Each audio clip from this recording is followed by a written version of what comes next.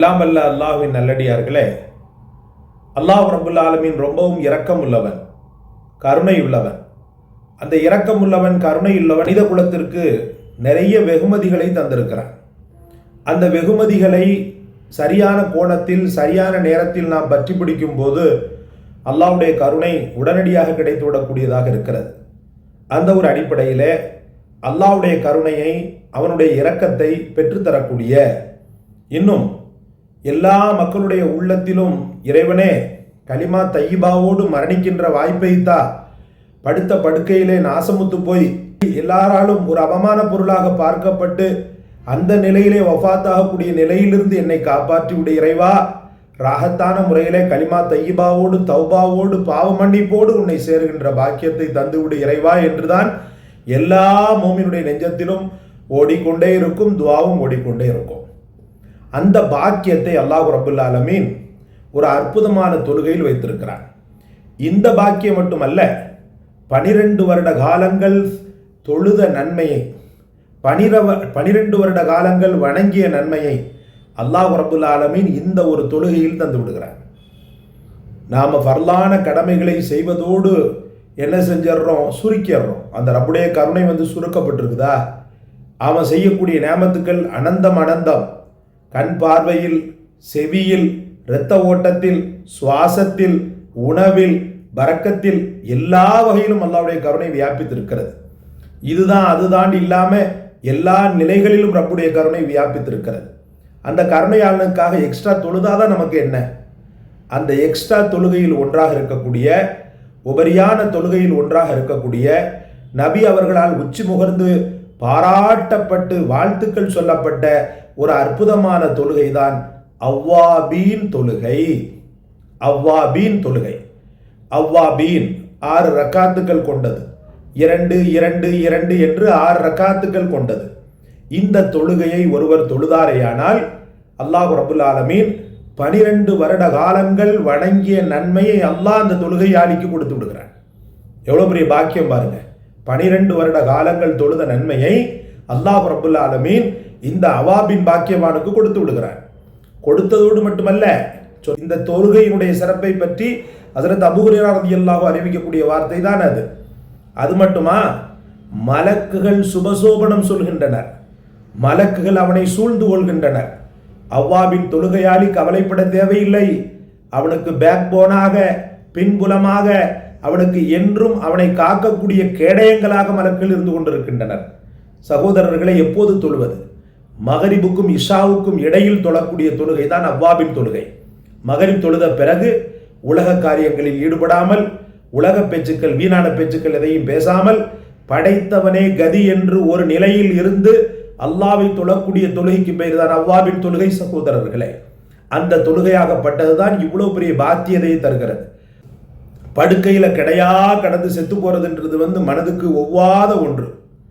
பிள்ளைகளால் சீரழிக்கப்பட்டுருவோம், பிள்ளைகளால் உதாசீனப்படுத்தப்படுவோம்.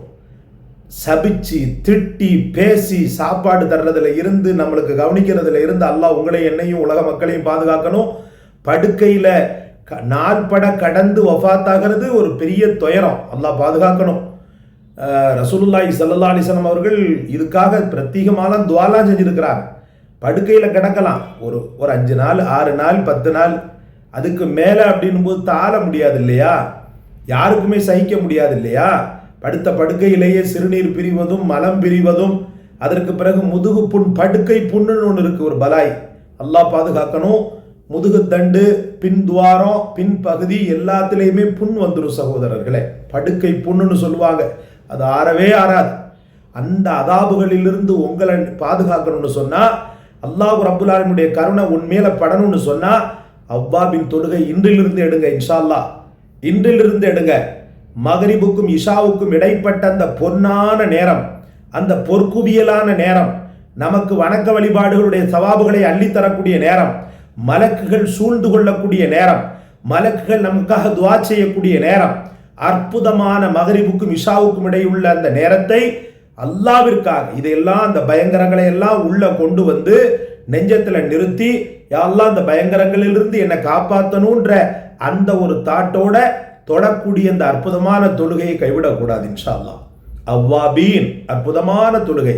2 2 2 6 ரக்காத்துகள் தொழுவுங்க. எதையும் ஓதலாம், இதுதான் அதுதான் அப்படின்றதெல்லாம் அல்ல.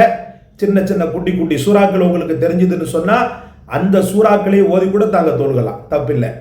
அல்லது குரான்ல உள்ள பெரும்பகுதி அவர் மனப்பாடம் பண்ணியிருக்கிறார் சொன்னா அதில் உள்ள ஆயத்துக்களை இன்ஷா அல்லாஹ் அவர் ஓதி தொழுவது போதுமானதாக இருக்கிறது. சகோதரர்களே, இந்த அற்புத தொழுகை பல பெனிஃபிட்ஸ் உள்ளது. உறுப்புகளுக்கு நல்ல ஒரு வலிமையை கொடுக்கறதா இந்த தொழுகை. இந்த அவ்வாபின் தொழுகை இருக்கிறது அல்லவா, உறுப்புகளுக்கு வலிமையை கொடுக்கிறது. நல்ல பாருங்க, லாஜிக்கலா அழகாக ஃபிட் ஆகும். உலமாக்கள் ஏன் இப்படி சொல்றாங்கண்டா, லாஜிக்கலா அழகா ஃபிட் ஆகும். ரசூலுல்லாஹி ஸல்லல்லாஹு அலைஹி வஸல்லம் அவர்கள் சொல்லக்கூடிய இந்த அற்புதமான ஹதீஸை ஆய்வு செய்யக்கூடிய அழகான உலமாக்கள் நமக்கு என்ன செய்யறாங்க, இதெல்லாம் நமக்கு சொல்லி தர்றாங்க. அதனால இதுல எந்த ஆதாரம் இருக்கு, என்ன அவதாரம் எடுக்கிறீங்க, இதெல்லாம் தேவையில்லாத ஒண்ணு. அன்பிற்குரிய அல்லாஹ்வின் பெருமக்களே, படைத்தவன் அவன் ரசூல் நமக்கு சொல்லி தந்த அனைத்துமே நமக்கு பிரயோஜனம் தான். நம் வாழ்க்கையினுடைய ஆரோக்கியம் தான், நம் வாழ்க்கையினுடைய மிகச்சிறந்த மகிழ்ச்சியின் அஸ்திவாரம் தான். அதை நாம மறக்கக்கூடாது. இன்றிலிருந்து ஆரம்பியுங்கள், சங்கல்பம் எடுங்கள். படைத்தவனே, இந்த மகரிப்ல பெண்கள் உட்கார்ந்துக்கிட்டு சீரியல் பார்க்கறது, டிவி பார்க்கறது, இதையெல்லாம் தூரமாக்குங்க. அல்லாவுக்காக இதை அனைத்தையும் புறக்கணிங்க. மகரிபுக்கு இஷாவுக்கு என் ரப்பின் நேரம் அப்படின்னு சொல்லி அதை ஃபிக்ஸட் பண்ணுங்க. அந்த நேரத்தில் ஒரு ஒழுவுலையே, மகரிப்ல நீங்க எடுத்த ஒழுவுலையே இஷாவையும் தொழக்கூடிய அளவுக்கு நீங்க இபாதத்தை கூட்டுங்க. குர்ஆனுடைய திலாவத்து, சூரத்துல் வாக்கியா, தபாரக்கல்லதி நிறைய இருக்கிறது. இந்த அற்புதமான தருணத்தில் மலக்குகள் நம்ம கூட இருக்கும்போது நம்ம அழகான முறையில் இபாதத்தை செஞ்சிட்டோம்னு சொன்னா அந்த மலக்குகள் நம்மை பற்றியுள்ள நல்ல ஒரு செய்தியை, பஷாரத்தை படைத்தவனிடத்தில் சென்று சொல்வதற்கு ஒரு அற்புதமான தருணமாக இது அமையும். அதனால நம்ம என்ன செய்யக்கூடாது, இபாதத்துக்களில் முழு கவனத்தை இந்த மகரிபுடைய நேரம் செலுத்த வேண்டும். ஹிஃப்ல், மனன பிரிவுன்னு சொல்றோம் பாருங்க, குர்ஆனை மனனம் செய்வதற்கு உகந்த நேரமாகவும் இந்த மகரிபுடைய நேரம் இருந்து கொண்டிருக்கிறது. மகரிபில் நீங்க செய்யக்கூடிய அந்த மனனத்தின் போராட்டம், மனனத்தின் பயிற்சி இன்ஷா அல்லாஹ் உங்களுக்கு சிறந்த ஒரு மனனத்தை ஏற்படுத்தி அதிகப்படியாக சூறாக்களை உள்வாங்கி கொண்ட அந்த ஒரு பெரும் பாத்தியதை தரும் உங்களுக்கு.